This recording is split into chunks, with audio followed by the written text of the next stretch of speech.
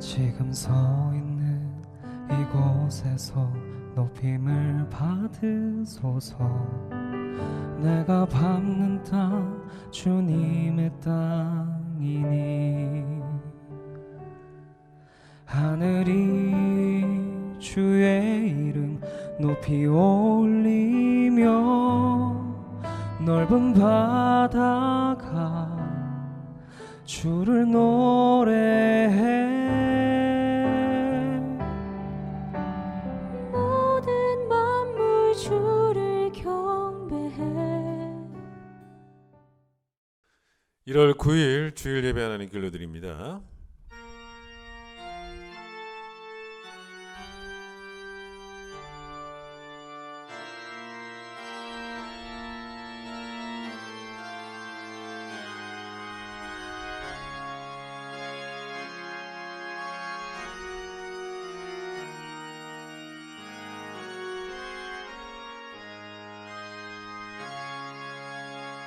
온 땅이여 여호와께 즐거운 찬송을 부를지어다. 기쁨으로 여호와를 섬기며 노래하면서 그의 앞에 나아갈지어다.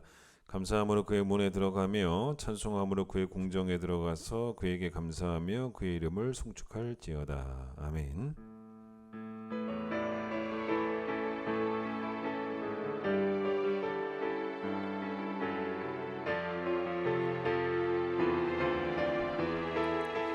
모든 영광과 존귀와 능력 받으소서, 받으소서. 영광과 존귀와 능력 받으소서, 받으소서. 그리스도 사랑의 신 하나님. 이 시간 우리의 죄악을 회개합니다.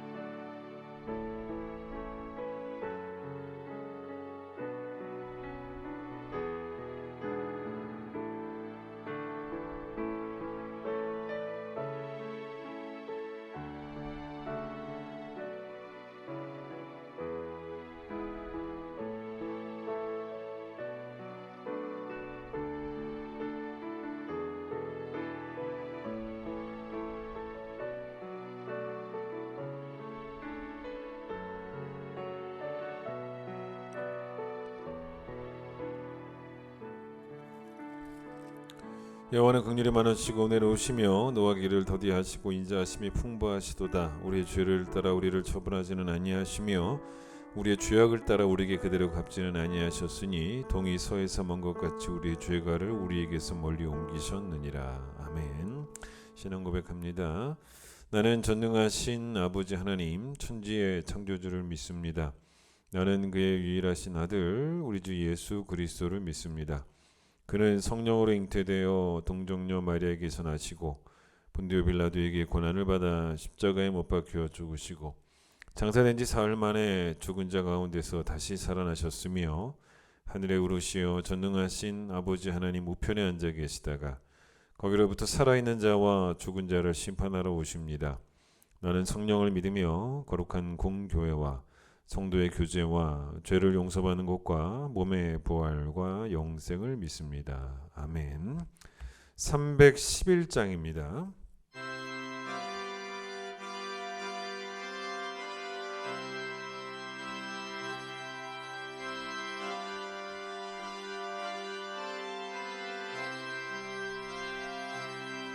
내 너를 위하여 몸 버려 피 흘려 내 죄를 속하여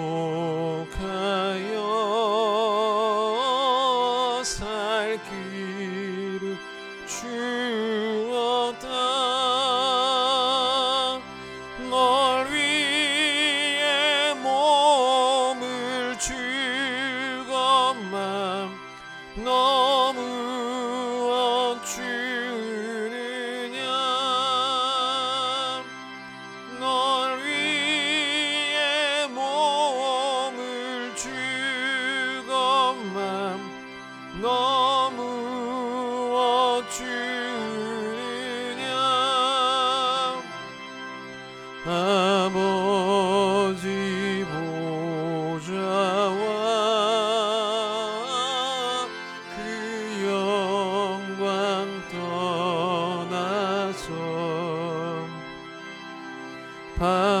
같은 세상에 만 백성 구하려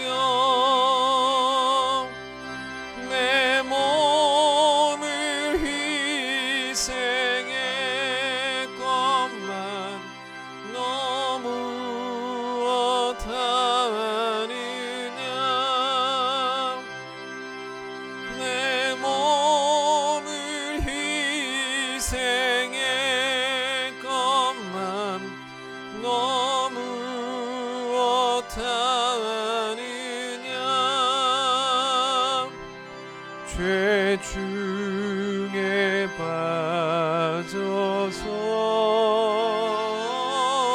영 죽은 인생을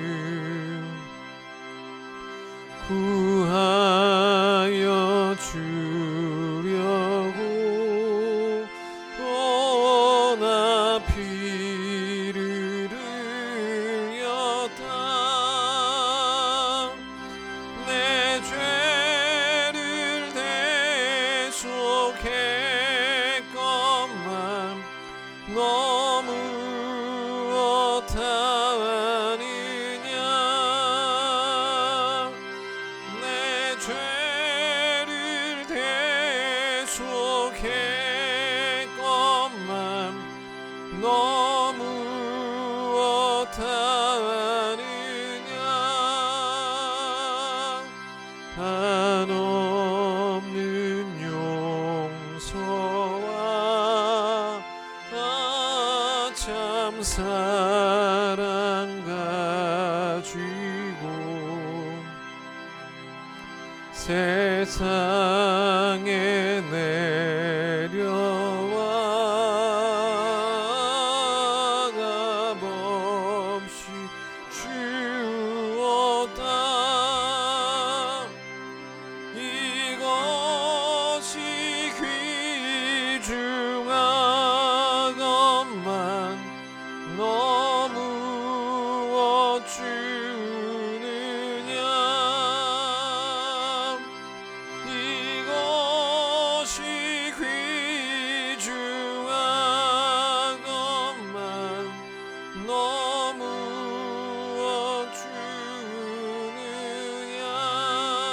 어쭈느냐 디모데후서 2장 15절 신약 344페이지 신약 344페이지 디모데후서 2장 15절 말씀을 제가 읽도록 하겠습니다. 너는 진리의 말씀을 옳게 분별하며 부끄러울 것이 없는 일꾼으로 인정된 자로 자신을 하나님 앞에 드리기를 힘쓰라. 아멘. 오늘은 박동욱 집사님 기도십니다. 여호와는 나의 목자시니 내게 부족함이 없으리로다. 그가 나를 푸른 풀밭에 누이시며 쉴 만한 물가로 인도하시는도다. 내 영혼을 소생시키시고 자기 이름을 위하여 의의 길로 인도하시는도다. 할렐루야. 감당할 수 없는 죄악과 두려움으로 가득 찬 세상 속에서 우리를 구별하여 주시고 사망의 음침한 골짜기에서 우리를 건지시어 쉴 만한 물가로 인도하시는 주님의 헤아릴 수 없고 깊은 은혜에 감사드리며 주님의 광대하고 풍성이 흘러넘치는 그 사랑을 찬양합니다. 이 시간 주님 앞에 엎드려 상한 심령으로 경배와 찬양을 드립니다. 모든 영광 주님께서 홀로 받으시옵소서. 우리의 감추인 죄악들을 모두 주님 앞에 내어놓고 주님께 죄 용서를 구합니다. 아직도 내 마음 깊숙이 두고 꺼내어 놓지 못한 묵은 죄들을 주님께 모두 구하게 하시고 혹은 내가 심판자가 되어서 스스로 용서하고 있는 죄들이 있다면 이 시간 하나님께 하나님을 유일한 심판자로 인정하며 온전히 내려놓음으로 진정한 회개를 하게 하시옵소서. 고의로 짓는 죄들이나 짓고 또 짓는 죄들을 더 이상 내 마음속에 용납하지 않게 하시고 주님 앞에서 낮고 낮은 자로 다시 설 수 있도록 주님께서 인도하여 주셔서 마음으로 드리는 거룩한 자세와 하나님을 아는 지식을 소중히 여기는 진정한 예배자들로 가득 찬 오늘 예배가 되게 하시옵소서. 2022년 새해 새로운 결심으로 주님 앞에 서는 우리 큰 기쁨 교회 성도님들을 위해 기도합니다. 고난 중에도 우리 성도들을 지켜주신 주님께 감사드립니다. 코로나가 우리를 닥쳤을 때에도 우리를 말씀의 길로 걷게 하신 주님, 멈출 줄 알았던 코로나가 여전히 우리 가운데 우리를 위협하고 있을 때에도 더 감사하게 하시고 더 사랑하게 하신 그 주님을 우리 성도들이 온 마음을 알게 하시고 배우게 하심에 감사드립니다. 우리를 괴롭혔던 그 시련들이 2022년에도 여전히 우리를 가운데 있을 것이고 우리의 형편이 그리 나아지지 않을 것임을 모든 성도들이 알고 있습니다. 하지만 이 사실들이 주님을 부인할 거리가 되지 않게 하시고 오히려 우리를 다시 살아계신 하나님 앞에 서게 하는 마중물이 될 것임을 우리 모든 큰 기쁨 성도들이 고백하게 하시옵소서. 우리가 혹여 세상에서 겪는 어려움이 있다면 하나님 앞에서 떳떳하게 행할 일을 하여서 받는 거룩한 박해가 되게 하시고 달려갈 길 마치고 주님 앞에 섰을 때 당당한 자랑이 되게 하시옵소서. 지난 주일 말씀으로 배웠던 디모데와 오네시보로와 같이 믿는 자들뿐만 아니라 세상 사람들에게도 유익이 되는 주님의 동역자들로 세워지는 주님의 큰 기쁨 교회 성도들 되도록 주님께서 은혜 내려 주시옵소서. 우리들의 예배가 회복되는 2022년이 되기를 소원합니다. 코로나가 종결되어 코로나 이전에 예배를 드리는 것이 예배의 회복이 아니고 모든 예배 가운데서 영으로 주님을 만나고 우리의 마음속에 하나님의 말씀이 진리로 자라나게 됨이 진정한 예배의 회복임을 깨닫게 하시옵소서. 모든 상황 속에서 도저히 예배를 드릴 수 없을 것 같은 형편 속에서도 더욱 찬양하고 더욱 감사했던 다윗의 예배가 우리의 예배가 되게 하시고 하나님께 진정한 예배를 드리며 예배에 성공하는 것이 성도의 정체성을 잃지 않게 하시옵소서. 예배에 목숨을 거는 우리들 되게 하시고 모든 예배 속에서 예배에 성공하는 우리 큰 기쁨 교회 성도들 되도록 주님께서 올 한 해 인도하여 주시옵소서. 우리의 교회 학교가 살아나는 2022년이 되길 소원합니다. 부서별로 새로운 교육자와 교사들을 맞이하고 새로이 계획을 세우고 힘차게 출발했습니다만 아직도 많은 교사들, 교육자들이 더 필요한 상황입니다.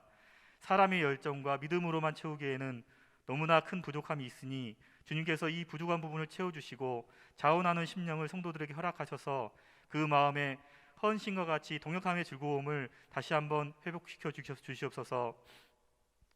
전쟁이 나도 멈추지 말아야 할 것이 예배와 교육 아니겠습니까? 큰 기쁨 교회에 가까운 앞날을 세워나가고 더 나아가 기독교의 미래를 밝힐 우리 자녀들을 말씀으로 가르치며 키워나가는 교육 부서들을 주님께서 책임져 주시고 주님의 계획 가운데 사용될 수 있도록 인도하여 주시옵소서. 우리 아이들 함께 교육하고 교육 양육함이 우리 모두의 거룩한 소명임을 다 같이 깨닫고 주님의 가르침대로 아낌없이 우리의 사랑을 나누고 하나님을 아는 지식을 나누는 모든 성도들, 교육 부서들 되게 하시옵소서. 내일부터 드려지는 신년 특별 새벽 기도회를 위해 기도합니다. 2022년 우리 교회 표 다시 살아계신 하나님 앞에라는 주제로 5일간 매일 새벽 5시에 이르는 이 기간 동안 잠들어 있던 우리의 뇌가 깨어나게 하시고 굳어 있던 우리의 마음이 이른 봄의 겨울과 얼음처럼 녹아서 은혜가 쉼없이 흐르는 놀라운 시간들이 되게 하시옵소서. 비록 지금의 상황에 따라 온라인으로 진행되는 기도회지만 매일 새벽 5시를 모든 큰 기쁨 교회 성도들이 같이 열고 같이 지키고 같이 기도하고 다 같이 말씀 듣는 큰 은혜와 축복이 넘치는 신년 기도회 되도록 주님께서 인도하여 주시옵소서. 오늘 말씀 전하시는 목사님을 주님께서 지켜주셔서 매일매일 순종과 거룩함의 삶을 살게 하시고 전하는 말씀에 조금의 주저함도 없게 하시고 성령으로 전파되는 말씀 되게 하시옵소서. 말씀 듣는 성도들이 우리 안에 있는 성령님을 느끼게 하시고 말씀이 온전히 이해가 되고 감동이 되게 하셔서 온 교회가 큰 감동과 은혜의 도가니가 되는 큰 축복 내려 주시옵소서. 현장 예배와 온라인 예배를 함께 준비하는 모든 성도님들 변함없는 열정으로 헌신하며 하나님을 향한 사모함이 함께하는 은혜 내려 주시옵소서. 오늘 예배가 오직 주님만을 높이는 예배가 되게 하시옵소서. 이 모든 기도 우리를 사랑하시는 주 예수 그리스도의 이름으로 기도드립니다. 아멘.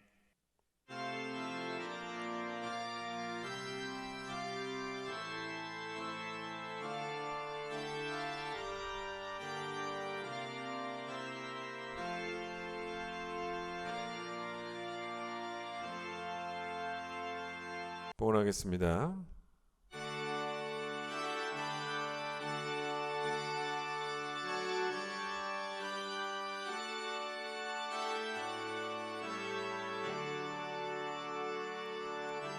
내게 있는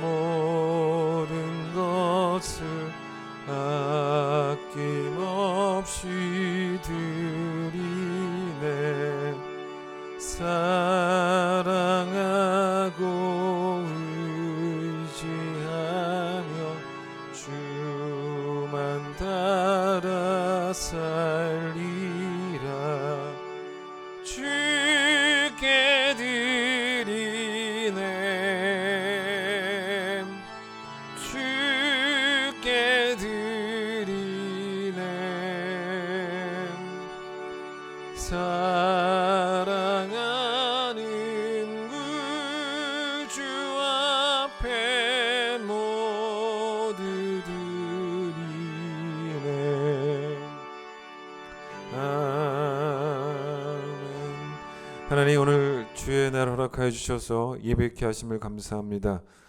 각자의 가정에서 드려지는 예배 가운데 하나님 임재하여 주셔서 주의 영이 충만한 예배가 되게 하여 주시고, 말씀으로 우리를 찾아오셔서 우리의 죄악된 부분을 도려내시고, 또 우리의 어두운 부분을 밝혀주시고, 우리의 지친 부분을 새롭게 하시며, 우리 강박한 부분을 민감하게 바꿔주시는 하나님의 놀라운 은혜를 경험하는 귀한 시간이 되어질 수 있도록 하나님 축복하여 주시옵소서. 우리가 어디에 있든지 간에 삶의 예배가 중단되지 않도록 주님 축복하여 주시고, 특별히 이 큰기쁨 교회가 진리의 기둥과 터전이 되어서 목회자가 먼저 진리의 말씀을 분별할 수 있도록 주님 도와주시고, 또 그 말씀을 성도들에게 올곧게 가르칠 수 있도록 주님 도와주시고, 성도들은 진리 안에서 기뻐하고 또 진리 안에 거하는 기쁨을 누리고 진리로 예배하고 또 진리를 위해 헌신하며 살아가는 기쁨을 누리는 귀한 성도들이 되어질 수 있도록 하나님 축복하여 주시옵소서. 오늘 주님께 귀한 예물 드립니다. 정성을 다하여 준비한 예물입니다. 물질의 주인이, 재물의 주인이 우리가 아님 하나님을 인정하는 예물이며, 하나님께 받은 것으로 다시 하나님께 돌려드리는 예물이며, 우리가 가진 것 중에 받지 아니한 것이 아무것도 없음을 고백하는 예물입니다. 주님 받아 주시옵소서. 예수님의 이름으로 기도드립니다. 아멘. 이제 내일부터 신년 특세가 있습니다. 온라인으로만 드리도록 하겠습니다. 새벽 5시에 유튜브에 업로드가 됩니다. 각 가정에서 유튜브로 예배 드리시면 되고요. 온 가족이 함께 예배 드리시기를 바라고, 또 행여나 만약에 혹시라도 새벽에 같이 예배를 못 드리시면은 저녁에라도 아빠 퇴근하고 아이들 다 집에 돌아오는 시간에 온 가족이 함께 온라인 특세에 참여하시면서 새해를 또 말씀으로 출발하는 그런 가정이 되었으면 좋겠습니다. 교회마다 보면 뭐 모든 교회가 다 그런 건 아니지만 신년 부흥회라는 것들을 하는 교회들이 많이 있어요. 저희 교회는 신년 부흥회가 아닌 신년 특세로 늘 이 부흥회를 대신합니다. 그래서 여러분 말씀의 부흥을 또 경험하는 귀한 시간 되었으면 좋겠습니다. 특순이 있습니다.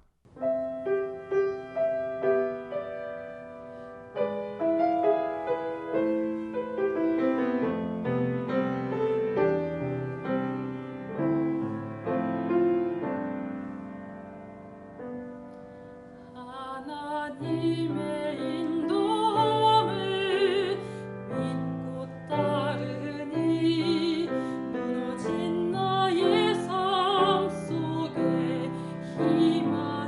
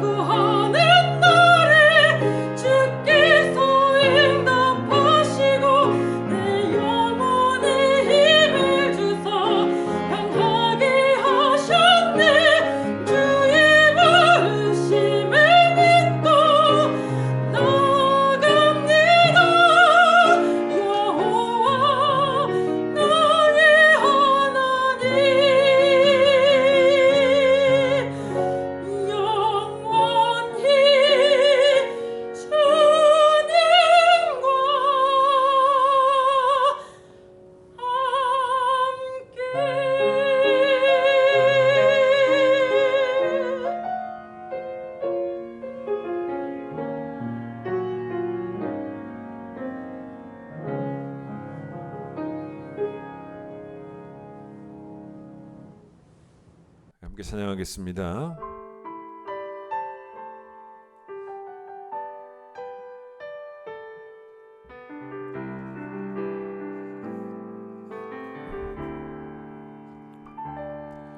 지금 서 있는 이곳에서 높임을 받으소서.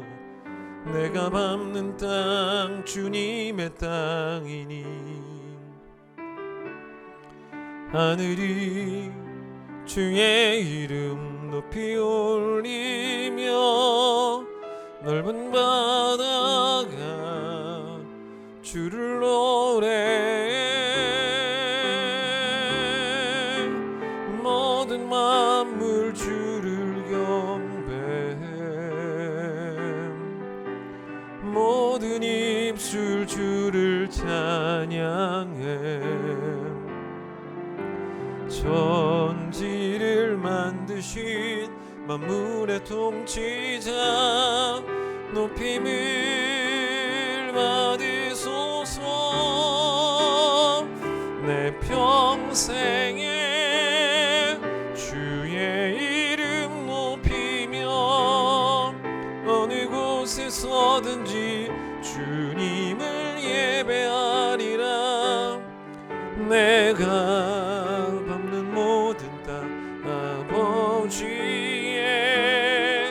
영광이 선포되어야 하리. 찬양하며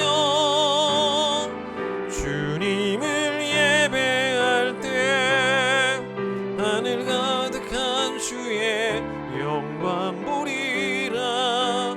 나를 통하여 나의 입술을 인하여 주의 이름 높임을 받으소서.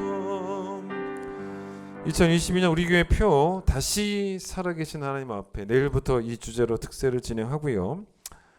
지난주부터 몇 주간 이제 주일 설교는 디모데후서 2장 15절 말씀으로 말씀을 몇 주 동안 시리즈로 전하겠다라고 말씀을 드렸습니다. 지난주는 진리의 말씀을 옳게 분별하는 것에 대한 말씀을 드렸고요. 오늘은 맨 끝에부터 보겠습니다.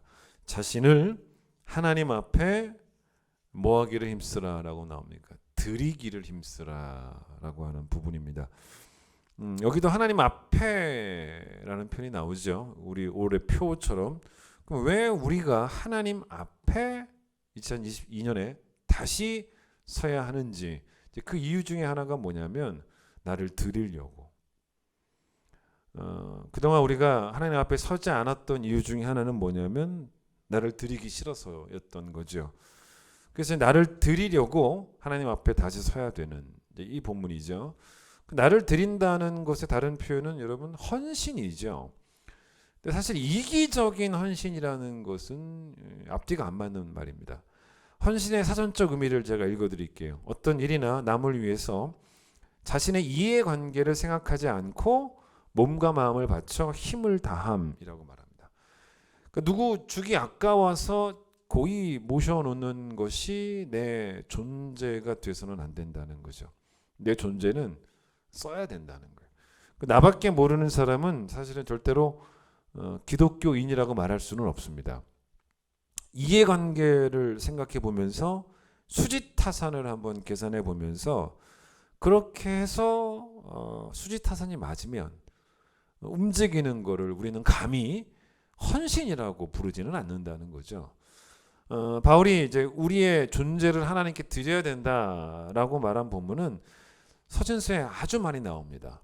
이제 그중 가장 대표적인 말씀이 이 본문도 있지만 또 우리가 너무 잘 아는 말씀을 한번 펼쳐보겠습니다. 오늘은 디모데후서로 넘어오지 않겠습니다. 그냥 곧바로 로마서로 한번 가보도록 하죠.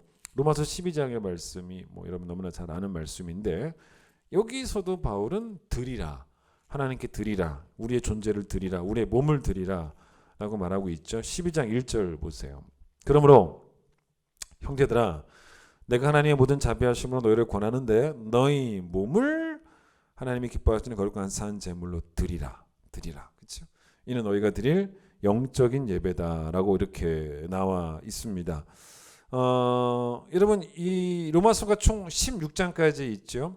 그러니까 12장 1절부터는 일종의 로마서 파트 2입니다. 로마서 파트 2의 서론과 같은 부분이 12장 1절이죠. 로마서 파트 1은 1장부터 11장까지이고 12장부터 16장까지가 이제 파트 2인데 12장부터 16장까지의 주제가 뭐냐면 바로 이거예요. 우리 자신을 하나님께 드리라라는 주제입니다. 그런데 이제 1장부터 11장까지는 교리편이고 12장부터 16장까지는 실천편인데, 그런데 사실 이 파트 1과 파트 2가 전혀 통하지 않는, 전혀 따로따로인, 서로 분립된 독립적인 그런 파트라고 보시면 안 돼요. 파트 1이 있기 때문에 파트 2가 내용적으로 나올 수밖에 없었기 때문에, 그래서 파트 1과 파트 2를 연결시키려고 12장 1절에 뭐라 그래요? 연결고리가 있지 않습니까? 그러므로라는 말은 앞에 있는 것과 상관이 없단 말이 아니지 않습니까? 그런데 영어 성경에는 이제 그러므로 요게 뭐라고 나왔냐면 therefore랍니다. therefore라는 말이 뭐냐면 따라서라는 거예요. 따라서. 그러니까 앞에 거와 연결이 된다는 거죠. 어떻게 생각하면 바울은 참 이제 친절한 사람이라고 볼 수도 있어요. 무턱대고 우리에게 우리 자신 하나님께 드려야 된다라고 그렇게 말하는 것이 아니고, 로마서 전체의 3분의 2에 해당하는 부분이잖아요. 1장부터 11장까지니까 전체의 3분의 2에 해당하는 부분에 왜 우리가 우리를 하나님께 드려야 하는지를 쭉 사실 설명을 한 거예요. 그래서 로마서를 읽은 독자들이 이제 바울이 비로소 로마서 12장에 와서 따라서 그러므로라고 이야기했을 때 이걸 쭉 읽어나간 사람은요, 아무런 거부감 없이 따라서를 받아들입니다. 여러분 나중에 한번 시간 내서 1장부터 읽어보세요. 아무런 거부감 없이 따라서 그러므로를 받아들여요. 맞아, 당연히 따라서가 나와야지, 당연히 그러므로가 나와야지 라고 읽을 수밖에 없어요. 그래서 다 당연히 나 자신을 하나님께 드려야 되는 고백을 만들었는데, 결국 바울이 그래서 이 로마서 1장부터 11장까지를 교리편이라고 설명했죠. 제가 방금 전에. 쉽게 말하면 바울은 로마서 1장부터 11장까지 복음을 설명합니다. 복음이 무엇인지를. 여러분 1장부터 11장까지를 이렇게 읽다 보면요, 기독교의 진리를 만나는 거긴 하지만 사실 그거보다 훨씬 더 강한 느낌은 뭐냐면요, 나를 위한 진리를 만나는 느낌이 많이 듭니다. 여러분 그래서 십자가의 은혜가 날 위한 은혜였구나라는 고백을 만들게 하는 성경이 로마서 1장부터 11장까지 여러분 꼭 자주 읽으셔야 돼요. 그래서 여러분 가슴이 만약에 냉랭해지고 있다면 다른 데 펼쳐보기 전에 여기를 펼치세요. 로마서 1장부터 11장까지를 한번 읽어보시면 그 식어진 가슴을 회복하기 위해서는 사실 로마서 1장부터 11장만큼 효과가 있는 본문은 없다고 봅니다. 물론 바울이 자기의 다른 서신서에서도 복음을 설명하기는 하지만 이 교리만큼은요, 로마서만큼 긴 것도 없고 로마서만큼 자세한 것도 없고 로마서만큼 구체적인 것도 없고 로마서만큼 설득하는 힘이 큰 것도 없는 것 같아요. 사실 여러분 세상 사람들에게도 그들을 움직이게 만드는 설득력이 있는 힘이 있는 게 있죠. 그들을 설득하는 힘이 뭡니까? 돈이거든요. 그러니까 이런 것에 대한 합당한 보수만 준다면 움직일 수 있습니다. 돈 안 주면 절대로 움직이지는 않죠.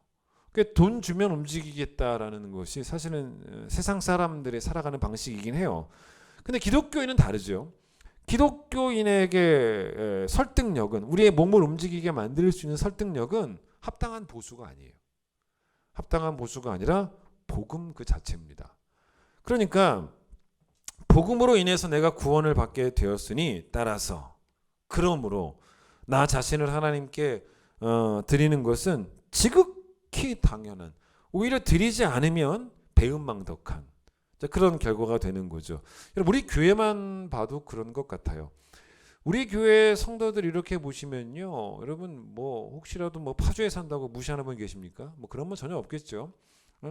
세상적인 관점으로 이렇게 보면은 뭐 별 볼 일 없는 그런 분들, 또 뭐 세상적인 관점에서 패배자들이 교회에 모여서 그냥 비슷한 패배자들끼리, 비슷한 수준의 사람들끼리 서로 그냥 위안 삼고 있는 교회가 우리 교회는 아닌 것 같아요.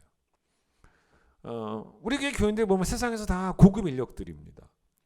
그런데 여러분 그들이 우리 교인들이 세상에서 뭐 어떤 지위를 가지고 있든지 간에 세상에서 자랑할 만한 그런 어떤 명함을 가지고 있든지 간에 사실 세상에서의 지위가 아니라 복음 안에서의 내 지위는 그래봐야 죄인 중에 괴수 아니겠습니까?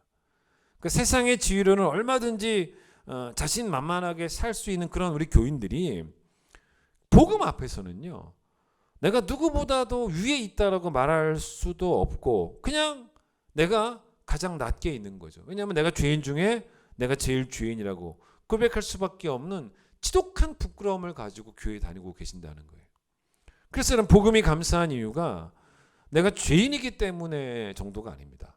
복음이 진짜 감사한 이유는 내가 죄인 중에 괴수이기 때문에, 내가 죄인이라고 생각을 하면 복음은 적당히 감사한 것이고, 내가 죄인 중에 괴수라고 생각을 하면 복음은 너무 감사한 은혜가 되는 것이고, 대선을 앞두고 뭐 요즘 뭐 민주당의 대선 후보, 뭐 국민의힘의 대선 후보가 뭐 지난 성탄절에도 그리고 뭐 또 주일에도 열심히 교회에 찾아가고 있더라고요.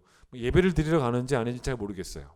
근데 그분들이 교회에 가서 만약에 자신의 지위를 교회 예배당 자리에 앉아서 자기의 지위를 대한민국 대통령 후보라고 생각하지 않고 거기 앉아서 자기의 지위가 그래봐야 죄인 중에 괴수다라고 생각을 하고 있다면 그분들이 그럼 예배를 드리고 있는 게 맞죠.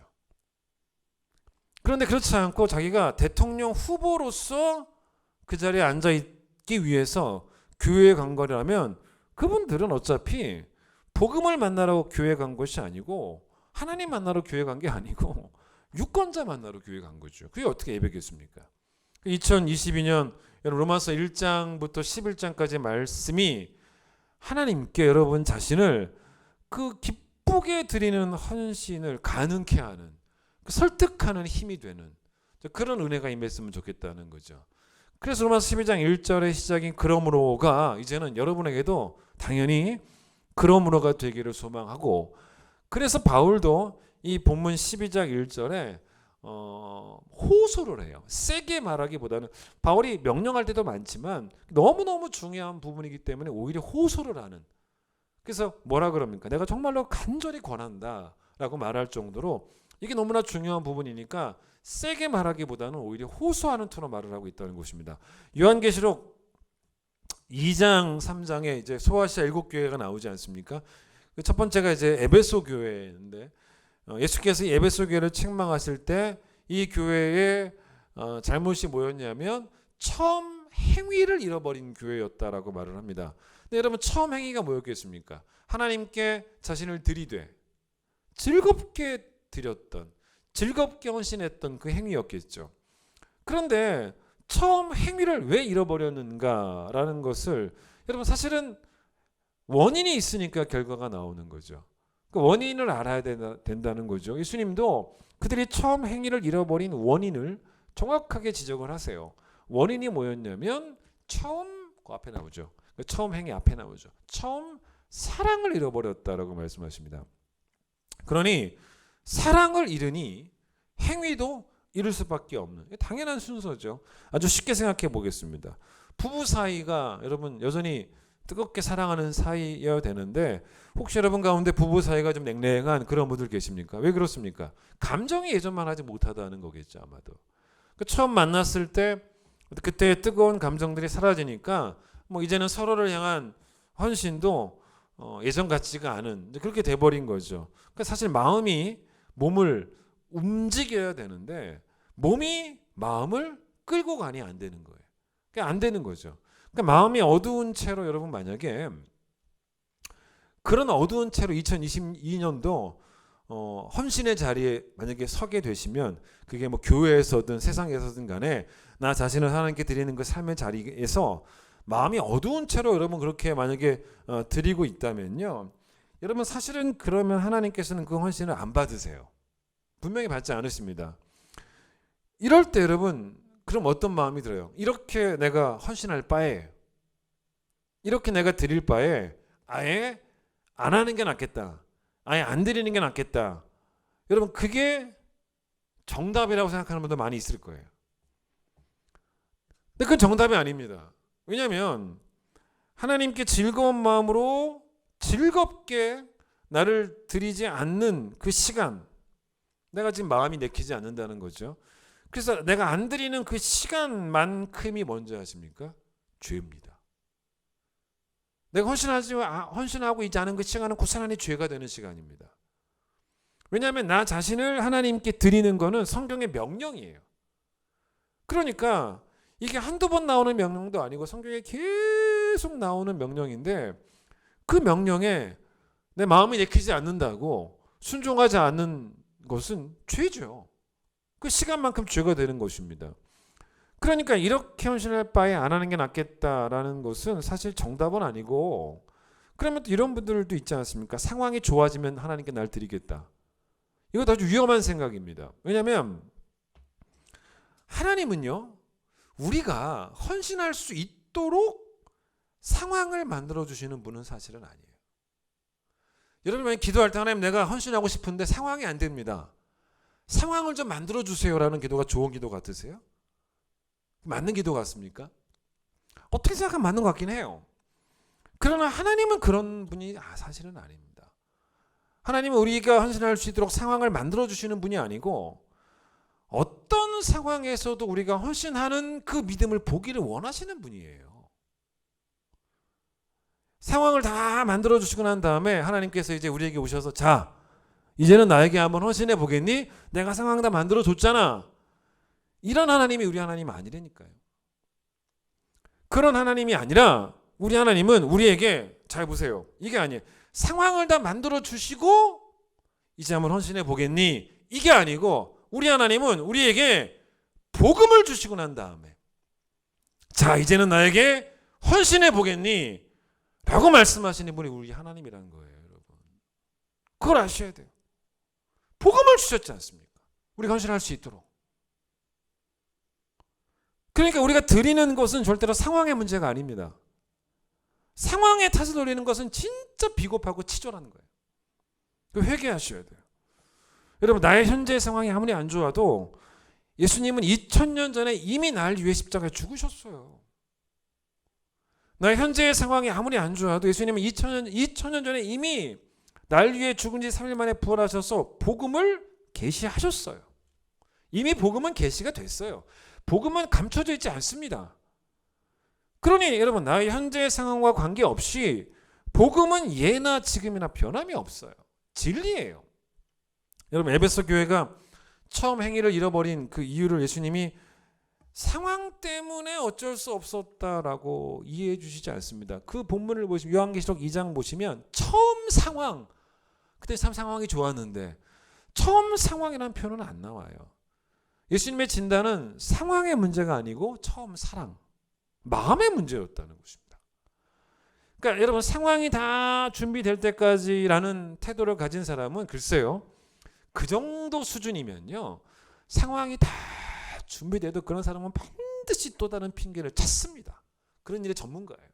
반면에 상황을 이기는 믿음을 계속 훈련한 헌신자들은요, 불 속에 들어가도요, 내가 이 불에 타 죽는 한이 있더라도 하나님께 나를 드리고 타 죽겠다, 그렇게 말할 사람입니다. 그런데 여러분, 요한계시록 2장에 또 뒤에 가면 에베소 교회 말고 두아디라 교회가 나옵니다. 물론 이 교회도 썩 좋은 교회는 아니었어요. 예수님의 책망도 받은 교회인데, 근데 예수님이 이 교회를 칭찬했던 부분 중에 하나, 그 표현을 볼게요. 뭐라고 칭찬하셨냐면 요한계시록 2장 19절에 너의 나중 행위가 처음 것보다 많도다 라고 말씀하신 부분이 있어요. 사실 우리 목표가 오늘 설교를 들으시면서 그래, 처음 행위를 회복하자, 그러려면 처음 사랑이 회복되어야지, 이 정도가 목표는 사실은 아닙니다. 에베소 교회가 모든 걸 다 잃어버렸으니까 그런 교회를 향해서 예수님께서 다시 시작하라고 말씀하신 것이 처음 사랑이고 처음 행위였지만, 사실은 우리의 목표는 예수 믿은 세월만큼 우리의 사랑도 깊어져야 되고 우리의 행위도 깊어져야 되는 거죠. 그래서 지금은 어느 정도가 되는 게 사실은 옳으냐면, 예수 믿은 지 오래됐으면 나중 사랑이 지금 사랑이죠. 결국 나중 사랑이 처음 사랑보다 많아야 되는 것이고 그에 따라 나중 행위도 처음 행위보다 많아지는 게 정답이에요. 사실은. 따라서 정답은 다시 여러분 복음 앞에 서는 거예요. 늘 복음 앞에 서고 다시 복음 앞에 서는 게 정답이고, 그래서 나중 사랑이 여러분 처음 사랑보다 더 많아지기 위해서는 복음의 정신 앞에 서는 수밖에 없다는 거죠. 이건 목사인 저에게도 마찬가지입니다. 목사는 성도들 앞에서 늘 사실 본이 되는 사람이 되는 게 맞아요. 여러분에게 제가 본이 되는 게 본이 되는 사람이 되어야죠. 저는 여러분에게 즐겁게 헌신하는 본을 보여줘야 됩니다. 저에게 복음이 더 이상 즐거운 헌신을 기분 좋게 설득하는 그런 힘이 되지 못한다면 큰 기쁨 교회는 어떤 곳이냐면 저희 네 식구 먹고 살기 위해서 생활비를 버는 직장 이상의 의미가 안 되는 거예요. 이번에 이제 기도원에 가서 제가 지난주죠. 여러분의 기도 제목을 지금 몇 번이고 읽어봤습니다. 근데 기도를 하는데 이 뭐 아이들의 기도 제목도 뭐 정말 초등학생 같지 않게 깊이 있는 그런 제목들도 참 많았고, 또 어른들의 기도 제목들을 이렇게 보니까 정말 뭐 가슴 뭉클하고 간절하고 뭐 절박한 그런 제목들도 상당히 많았어요. 근데 제가 기도를 하면서 어떤 생각이 좀 들었냐면, 성경에 나오는 이렇게 기도들을 보면 참 많은 기도의 내용들이 나오기는 해요.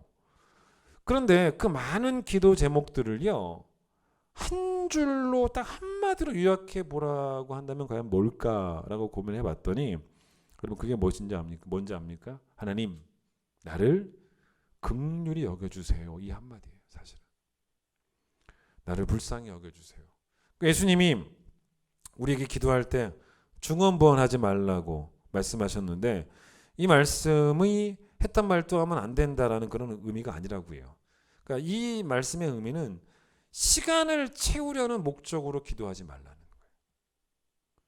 우리가 하루에 몇 시간 기도해야 되는가 성경에 나오진 않아요. 성경에 우리가 하루에 몇 시간 기도해야 된다라고 나오면 그걸 채워야겠지만 그게 명령이 돼버리니까 성경은 그런 말이 안 나와요. 하나님은 내가 2시간을 기도해야지만 기도에 응답하신다. 글쎄요. 3시간, 4시간.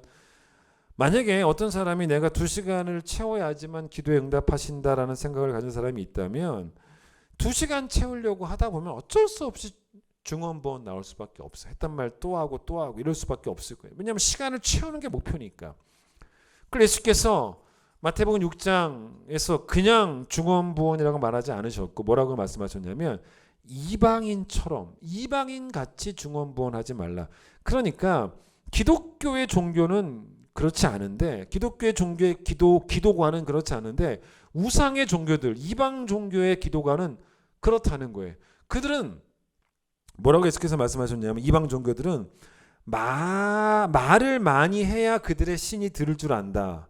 들을 줄 생각하고 있다라고. 그러니까 우상을 섬기는 사람들의 기도관이 시간을 채우는 기도였기 때문에 자꾸 중언부언이 나왔다면, 기독교의 기도관은 특징이 뭐냐면 딱 한 단어죠. 그게 뭐냐면 간절함입니다. 간절함.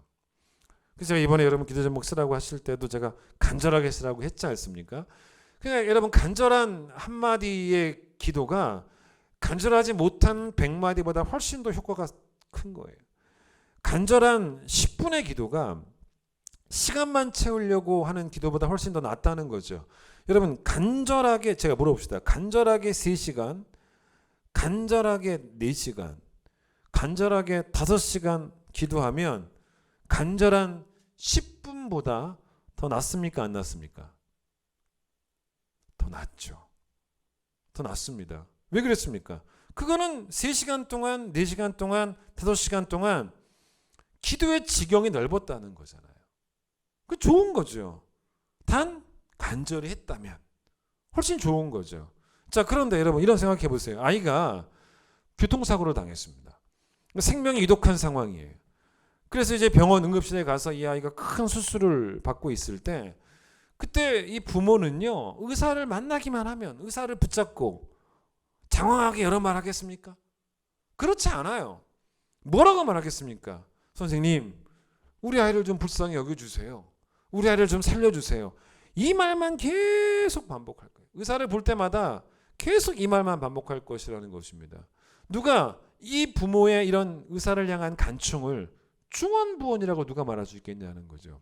누가복음 18장에 나오는 비유지만 예수님이 세리와 바리새인의 기도를 비유로 드셨지만 그게 단순히 비유 정도가 아니고 실제적으로 그랬으니까 예수님도 그런 비유를 드셨겠죠. 바리새인은 참 말을 많이 하잖아요. 기도가 장황합니다. 근데 모든 기도가 그의 기도가 상한 심령의 기도는 하나도 없었고 그냥 하나님 앞에서 다 자기 자랑하는 그런 식의 기도였다는 것입니다. 그런데 여러분 성경에 예수님께서 비유로 드신 세리의 기도의 내용은 너무 심플해요. 딱 한 줄밖에 없어요. 딱 한 줄입니다. 딱 한 줄이라는 것은 이 세리가 계속 그 기도만을 했다고 예수께서 가정하신 거죠. 그 기도가 뭐였습니까? 여러분 심플해요. 뭐였습니까? 하나님이여 나를 불쌍히 여기소서. 불쌍히 여기소서. 그 기도만 계속 간절히 반복을 해요. 고개를 떨구고. 그리고 여러분 그 뒤에 예수께서 뭐라고 비유 드시냐면 누구의 기도가 응답받았겠느냐라고 물어보세요. 당연히 세리였다는 것입니다. 여러분 또 하나 예를 들어서 예수님 십자가 달리셨을 때 강도가 있었지 않습니까? 강도들이 있었는데 그 중에 한 사람이 예수님을 향해서 기도를 하지 않았습니까? 간청을 했죠. 그게 뭐였습니까? 예수여 당신의 나라에 임하실 때 나를 기억해 주세요. 나를 기억해 달라라는 기도만 했을 거라는 거예요. 계속 그 얘기, 나를 기억해 주세요. 나를 기억해 주세요. 여러분 그런데 그게 어떻게 중언부언이겠습니까? 그리고 이 강도의 기도는 바로 뒤에 읽어보시면 응답이 돼요. 응답이 돼서 예수님께서 그 간절한 기도 한마디의 기도지만 나를 기억해 주세요. 그 기도에 하나님 예수님께서 응답을 해주셔서 뭐라고 말씀하시냐면 내가 진실로 너에게 이르노니 오늘 너가 나와 함께 낙원에 있게 될 것이다. 여러분 제가 왜 이런 얘기를 하냐면 제가 성도들의 기도 제목을 여러분에게 다 소개할 필요는 없죠. 근데 제가 한 분의 기도 제목만 그냥 나누고 싶은 부분이 한 부분이 있어서 오늘 설교를 위해서 우리 교회 구역장이 여자분들 18분이고 남성분이 8분이란 말입니다. 근데 어떤 구역장님 여자분인데 그분이 한 번의 기도 제목 중에 이런 대목이 있더라고요. 구역장 잘 감당할 수 있도록 이라고 쓰신 거예요. 그런데 그렇게 쓰고 난 다음에 화살표를 찍고 거기 한 줄을 딱 쓰셨는데 제가 그 글에 너무 마음이 뭉클한 거예요. 뭐라고 쓰셨는지 아십니까? 화살표를 찍 하고 밑에 쓰신 게 뭐라고? 기쁨으로. 그렇게 쓴 거예요. 기쁨으로. 그럼 제가 정말 그 짧은 글에 너무 가슴이 뭉클해지는 거예요. 기쁨으로. 여러분 사실 구역장이라고 하는 직분이 가벼운 십자가가 아니에요. 구역장 직분이 얼마나 힘든 직분인지 여러분 잘 모르시겠어요? 그럼 여러분의 구역장이 누군지를 생각하지 마시고 구역원이 누군지를 생각해 보세요. 그게 나예요. 구역원이 나. 얼마나 안 모이고 얼마나 전화 안 받고 얼마나 바쁜 척하고 구역장 혼자 얼마나 짝사랑합니까? 그 구역장도 그러고 있는 걸로 제가 알고 있어요. 제가 알아요. 대충 내용을. 얼마나 말 안 듣고. 여러분 제가 그 기도 제목을 보면서 정말 저도 간절히 기도했어요. 하나님 이 구역장, 이 여종 긍휼히 여겨주세요. 긍휼히 여겨주세요. 불쌍히 여겨주세요. 하나님 이분이 지금 구역장 안 하고 싶다고 기도하는 게 아니지 않습니까? 하되 기쁨을 하고 싶다는 거 아니겠습니까? 기쁨으로. 하나님 이분에게 복음이 평생의 기쁨 되게 해주십시오. 하나님 이분에게 십자가가 늘 가슴 뭉클한 진리가 되게 해주십시오. 사람 앞에 서면 얼마나 하고 싶지 않겠습니까? 구역원들 앞에 서면 얼마나 하고 싶지 않겠습니까? 구역원 앞에 한 번 서기 전에 100번 복음 앞에 서게 해주십시오. 설 수 있도록 그들 앞에. 이분의 나중 행위가 처음 행위보다 많아지게 해주십시오. 하나님 그렇게 되기 위해서 하나님 이분의 지금 사랑이 처음 사랑보다 더 많게 해주세요. 하나님 이 구역장 긍휼히 여겨주세요. 불쌍히 여겨주세요. 제가 그 기쁨으로 한 단어가 너무 가슴에 와닿아서 정말 간절하게 기도하다 왔습니다. 창세기 29장을 잠깐 봐보세요.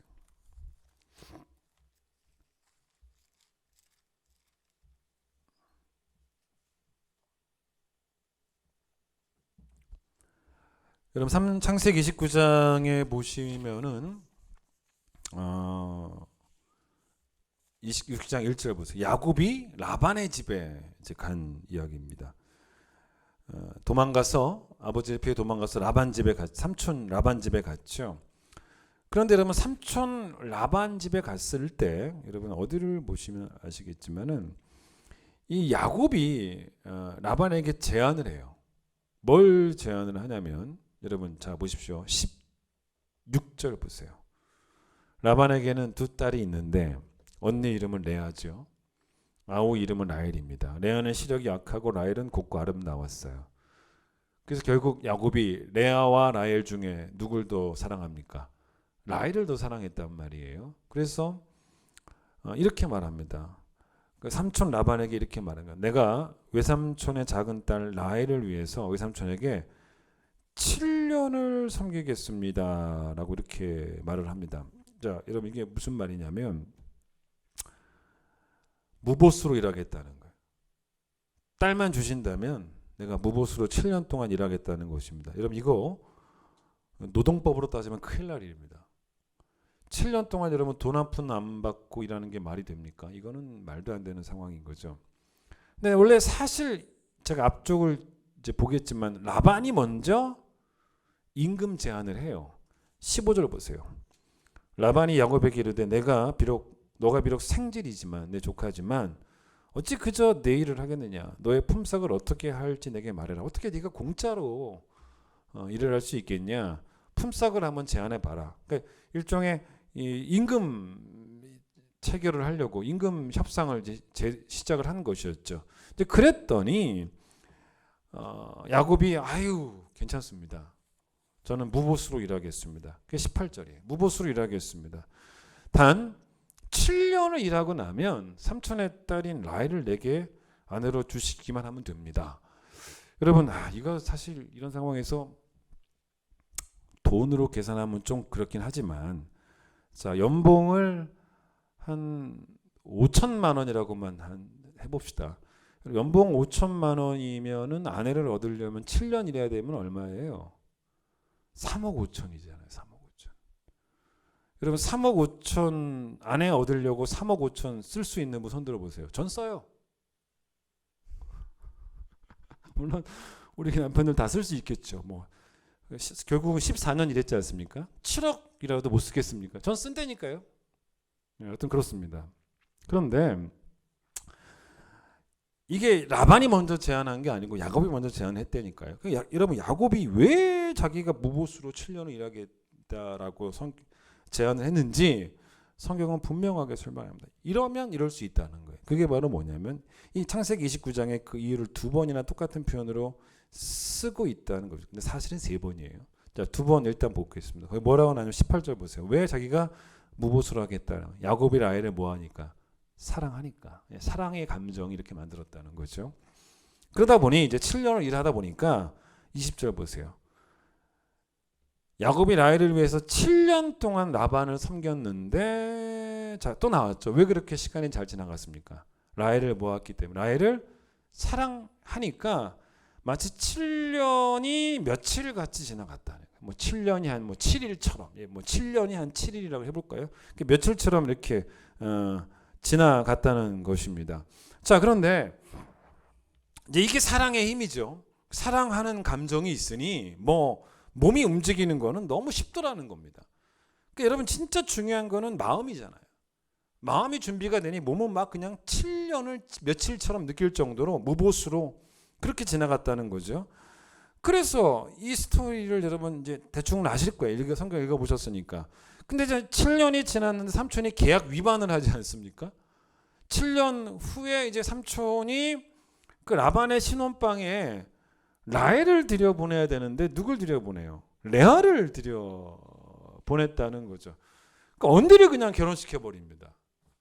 그 이제 야곱이 몰랐던 거였죠. 그러니까 아침에 눈을 떠보니까 라헬이 아니라 레아예요. 너무 놀란 거죠.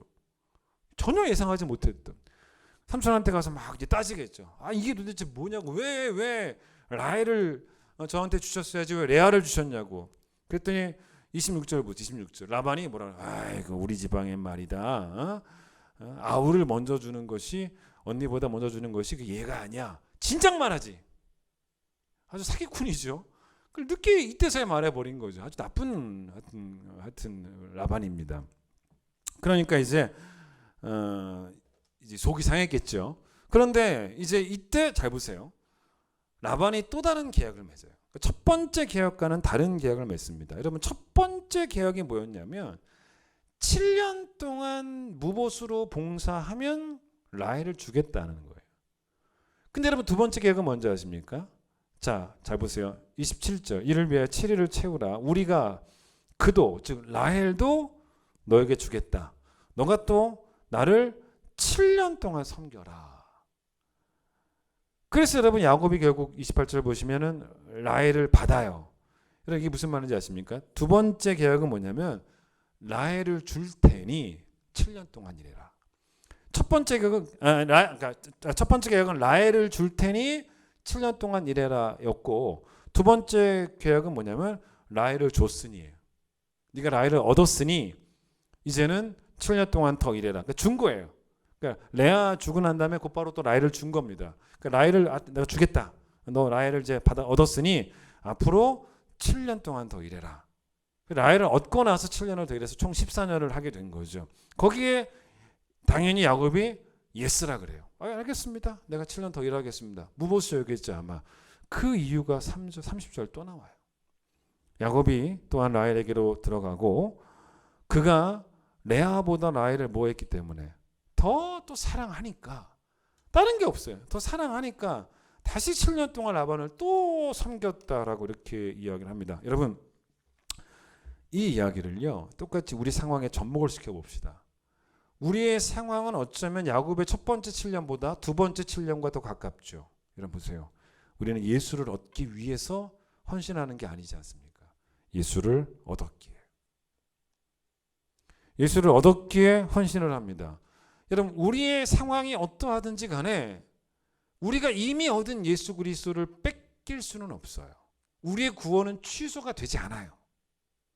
다시 한번 이야기해 보겠습니다. 상황을 핑계 삼으면 안 된다는 것이 지난 주일 설교처럼 네로의 기독교 박해가 있던 그 상황 속에서 많은 사람들이 하나님께 자신을 드리는 걸 포기했죠. 진리를 포기하는 순간 모두 포기하는 거예요. 하나님께 자기를 드리는 것도 포기한 것이죠. 진리고 뭐고 복음이고 뭐고 난 내 길을 가겠다. 바울을 버렸습니다. 그때 오늘 설교는 뭡니까? 바울은 디모데에게 지난주 설교는 진리를 지켜라. 최악의 상황이지만 오늘 설교는 뭡니까? 최악의 상황이지만 상황은 최악이지만 디모데야 상황은 너무 지금 안 좋아. 그 다 도망갔어. 너는 상황을 핑계 삼지 마. 나도 그럴 거야. 상황이 안 좋지만 최악이지만 너와 나는 하나님께 우리 자신을 드리는 일에 끝까지 do your best. 최선을 다하자. 그게 오늘 본문이에요. 여러분 야곱이 라헬을 사랑하니까 7년이 수일처럼 느껴졌던 것처럼 에베소서 5장 16절 여러분 세월을 아끼라라는 말씀을 생각해 보십시오. 여러분 이 말씀 잘 생각해 보시면요. 어떤 사람이 진짜 세월을 아끼고 싶겠습니까? 보세요. 7년이 7일처럼 지나가는 사람이 세월을 아끼고 싶겠습니까? 아니면 7일이 7년처럼 더디게 가는 사람, 그렇게 느껴지는 사람이 세월을 아끼고 싶겠냐는 거예요. 여러분, 세월이 더디 가고 있다면 세월 탓하지 마십시오. 내 심령에 복음이 없고 하나님을 향한 사랑이 없기 때문이에요. 여러분, 복음에 대한 설명이 로마서에 길게 나와 있다고 제가 말씀드렸지만 에베소서에도 비록 짧게지만 나옵니다. 한번 찾아보겠습니다. 에베소서 1장을 한번 봐보세요. 찾아봅시다. 에베소서 1장 310페이지. 거기에 1장 2절의 교리를 설명합니다. 3절 찬송하리로다 하나님과 우리 주 예수 그리스도의 아버지께서 그리스도 안에서 하늘에 속한 모든 신령한 복을 우리에게 주셨습니다. 교리죠. 2장 가볼까요? 다 읽지 않겠습니다. 8절. 너희는 그 은혜에 의하여 믿음으로 말미암아 구원을 받았으니 이것은 너에게서 나는 것이 아니고 하나님의 선물입니다. 라고 해서 그 교리가 어디까지 나오냐면 3장까지 나와요. 교리가. 그 다음 4장 가보세요. 이제 헌신하라고 하는 실천편이 나옵니다. 연결고리가 있지 않습니까? 뭐라 그래요? 그러므로. 똑같잖아요. 뭐와? 로마서와. 그죠? 똑같습니다. 자, 골로새서로 가볼까요? 골로새서는 4장까지 있는데 1장, 첫 장 읽어보지는 않겠습니다. 1장, 2장이 교리예요. 3장 가볼까요? 실천으로 갑니다. 뭐라고 나옵니까? 그러므로 라고 나옵니다. 똑같은 이야기죠. 그러니까 바울은 똑같은 패턴으로 로마서를 썼고 에베소서를 썼고 골로새서를 썼던 것. 여러분 이게 우리의 헌신의 동력이 돼야 되는 거예요. 똑같은 거예요. 복음이 변함없다면 여러분 우리가 예수 그리스도를 향한 품고 있는 사랑도 변함없기를 우리는 기도해야 되는 거죠. 다시 어디를 보시냐면 에베소서 4장을 다시 봅니다. 자, 1장부터 3장까지가 교리라 그랬죠. 4장부터 6장까지가 이제 실천이고 헌신을 이야기하는 것인데 4장의 1절에 바울이 그러므로로 출발을 했죠. 근데 여러분 에베소서의 맨 마지막이 뭔지 보세요. 이렇게 계속 6장 가보죠. 6장 이렇게 계속 헌신하기 위해서 제일 중요한 것으로 끝인사를 맺습니다. 계속 헌신하려면 에베소 교회가 꼭 이런 교회가 되어야 된다는 거예요. 24절 우리 주 예수 그리스도를 우리의 감정이 어떻게 해요? 변함없이 뭐하는? 사랑할 때. 변함없이 사랑할 때 변함없는 헌신이 가능하다는 것입니다. 이 에베소 교회가 대략 한 30년 후에 어떤 교회가 되었냐면 처음 사랑을 잃은 거예요. 처음 행위를 잃어버린 것입니다. 여러분 말씀을 정리합니다. 복음이 여러분 뭡니까? 예수 나를 위하여가 복음이에요. 그러면 헌신은 뭡니까? 나도 주를 위하여입니다. 그러니까 주를 위하여는 무턱대고 주를 위하여가 되는 게 아니고 예수 나를 위하여 자신의 생명까지 주신 것을 아는 자만이 나도 주를 위하여 나 자신을 드리는 일에 심지어 순교하는 바울처럼 생명까지도 하나님께 드리는 일까지라도 최선을 다할 수 있다는 거죠. 여러분 복음이 하라고 하실 때 하는 거예요. 여러분 복음이 하라고 하셔서 내가 한다라고 말할 정도로 여러분의 복음에 대한 이해가 깊어져야 되는 거예요. 복음이 하라고 하셔서 내가 하는 것뿐이다라고 말할 정도로 여러분의 복음에 대한 사랑이 깊어져야 되는 것입니다. 여러분 그래서 다시 복음 앞에 서시면요.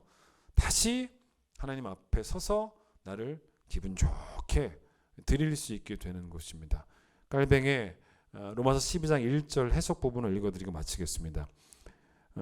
깔뱅은 계속 로마 카톨릭과 싸웠으니까 들어보세요. 그걸 교황주의자들이라 그래요. 교황주의자들은 사람들에게 겁을 주어서 억지로 하나님께 헌신하도록 하면 그것으로 충분하다고 여기지만 바울은 우리로 하여금 비굴한 두려움이 아니라 자발적으로 기쁘게 하나님께 헌신하도록 하기 위하여 우리에게 구원을 얻게 하신 하나님의 은혜가 얼마나 큰 것이었는지를 상기시킴으로써 우리의 마음을 얻고자 하고 있다. 아울러 그는 우리가 그토록 인자하시고 너그러우신 아버지 하나님을 체험한 후에도 그 보답으로 우리 자신을 하나님께 온전히 드리려고 애쓰지 않는다면 그것은 배은망덕한 것이라고 책망을 한다. 찬양하겠습니다.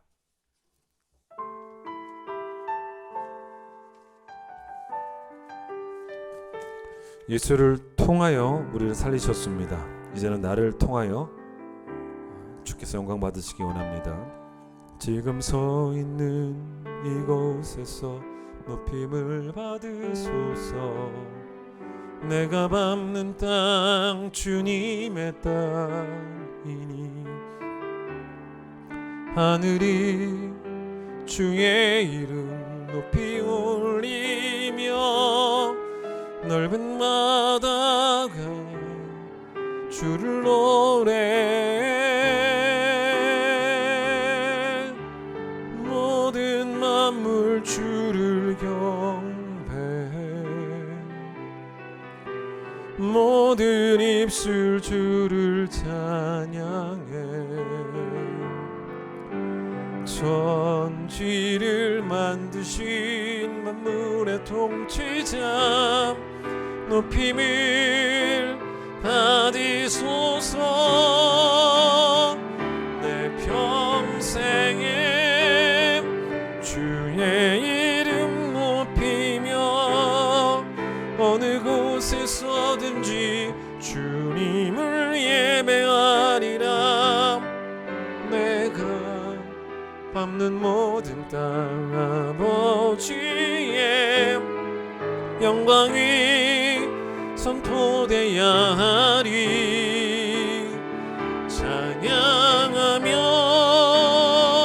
주님을 예배할 때 하늘 가득한 주의 영광 보리라 나를 통하여 나의 입술을 인하여 주의 이름 높임을 예수를 통하여 나를 살리셨으니 이제는 나를 통하여 지금 서 있는 이곳에서 높임을 받으소서 내가 밟는 땅 주님의 땅이니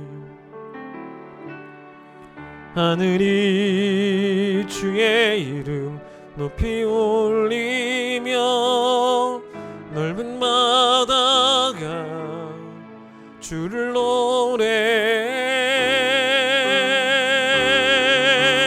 모든 만물 주를 경배해 모든 입술 주를 찬양해 천지를 만드신 만물의 통치자 높임을 받으소서 내 평생에 주의 이름 높이며 어느 곳에서든지 주님을 예배하리라 내가 밟는 모든 땅 아버지의 영광이 선포되야 하리 찬양하며 주님을 예배할 때 하늘 가득한 주의 영광 보리 이제는 나를 통하여 나의 입술을 인하여 주의 이름 높임을 받으소 나를 통하여 나의 입술을 인하여 주의 이름 높임을 받으소서 상황이 어떠하든지 간에 진리를 버리지 아니하면 상황이 어떠하든지 간에 나를 하나님께 드리고자 하는 그 태도를 버리지 않습니다. 바울은 외롭기도 했고 슬프기도 했지만 다시 힘을 내서 디모데에게 편지를 쓰면서 우리 함께 끝까지 마지막 순간까지 우리를 하나님께 드리기를 힘쓰자 최선을 다하자 라고 고백했던 진짜 멋쟁이였습니다. 예수께서 생명을 주심으로 우리를 살리셨던 그 은혜 상황이 어떠하든지 간에 복음은 이미 우리에게 주어졌습니다.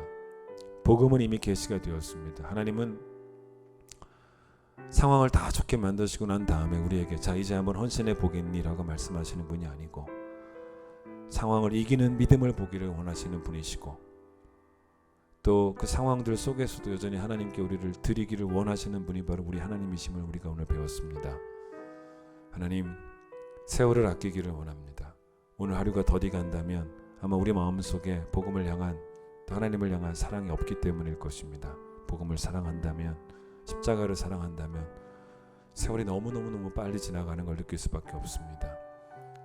그 7년을 7일처럼 느꼈던 야곱의 그 사랑하는 마음이 우리의 마음이 되기를, 아이를 얻었기 때문에 7년을 수고할 수 있었던 것처럼 우리도 예수를 얻었기 때문에 7년 뿐이겠습니까? 70년이라도 700년이라도 우리가 살 수만 있다면 그렇게 헌신할 수 있는 우리 모두가 되기를 원합니다. 그것이 우리 2022년이 될 수 있도록 다시 하나님 앞에 우리를 드리기 위하여 서는 우리 모두가 되게 하여 주옵소서. 이제 예수님 놀라우신 은혜와 하나님 아버지의 그 크신 사랑과 성령의 역사하심이 주께 다시 우리를 드리기 위하여 하나님 앞에 다시 서기를 원하는 모든 성도들 위해 함께 하시길 간절히 축원하옵나이다. 아멘.